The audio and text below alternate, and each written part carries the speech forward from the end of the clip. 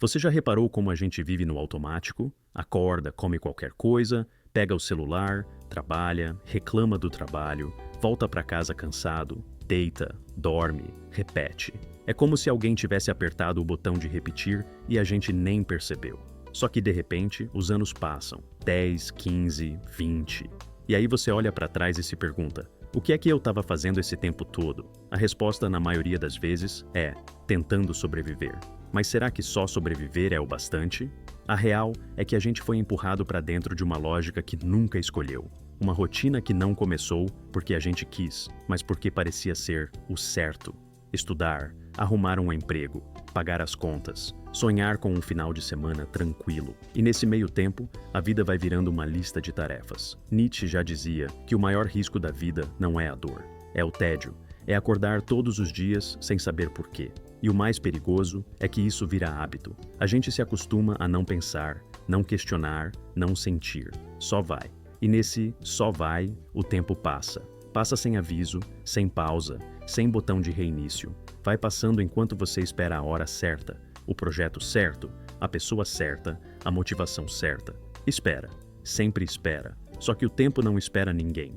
E chega uma hora em que você percebe que talvez a vida que você queria viver nem chegou a começar, porque você estava ocupado demais vivendo a vida que mandaram você viver. E aí vem o vazio, o famoso "e agora?", que bate quando a gente vê que está longe demais para voltar, mas ainda perto o bastante para mudar.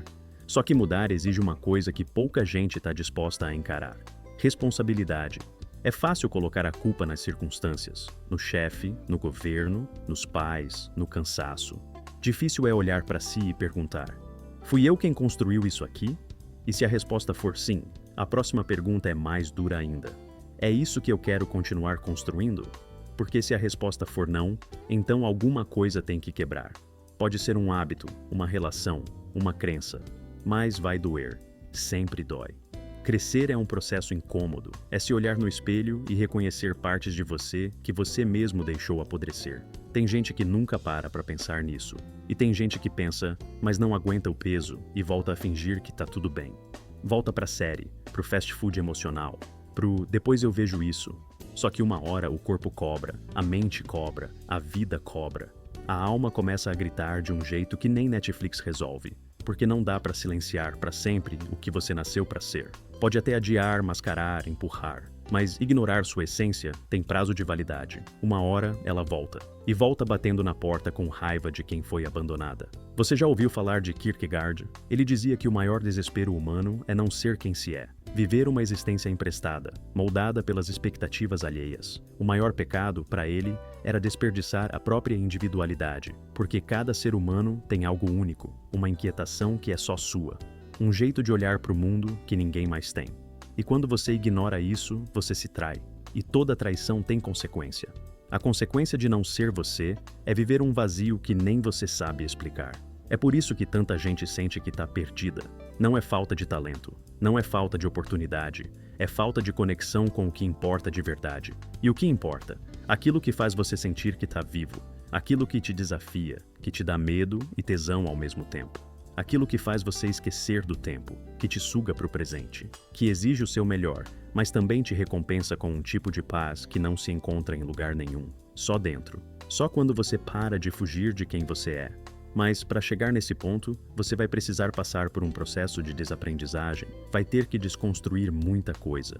A começar pela ideia de que sucesso é seguir um roteiro pronto, de que felicidade é estar sempre sorrindo, de que realização é ter um cargo bonito e um carro importado. Essas ideias são vendidas como verdade, mas são só embalagens, e a maioria das pessoas compra na embalagem e nunca abre para ver o que tem dentro. E o que tem dentro, muitas vezes, é frustração, vazio, cansaço. A verdade é que você só começa a viver de verdade quando para de tentar impressionar os outros, quando a vida deixa de ser palco e vira lar. Quando o que você faz é porque faz sentido para você, e não porque vai render curtida. Quando você troca o ser admirado pelo ser inteiro. E isso muda tudo, muda a forma como você fala, como você escolhe, como você ama, porque você para de atuar e começa a viver. Você se permite errar, se permite mudar, se permite recomeçar, porque entende que a única coisa que você deve ao mundo é ser honesto com quem você é. Sartre dizia que a existência vem antes da essência, ou seja, a gente nasce sem manual, a gente constrói quem é, na marra, no dia a dia, nas escolhas. E isso é libertador, mas também é assustador, porque coloca tudo na sua mão. Você é responsável por si, pelo que aceita, pelo que tolera, pelo que repete. E é aí que muita gente trava, porque ser responsável pela própria liberdade é um peso que muita gente prefere não carregar, prefere terceirizar, mas não dá. No fim, é sempre você com você mesmo. E quando você entende isso, você começa a se respeitar mais. Para de se colocar em lugares que te diminuem, para de aceitar migalha emocional, para de fingir que tá tudo bem só para manter a aparência. Você começa a dizer mais não, e esse não é grosseria.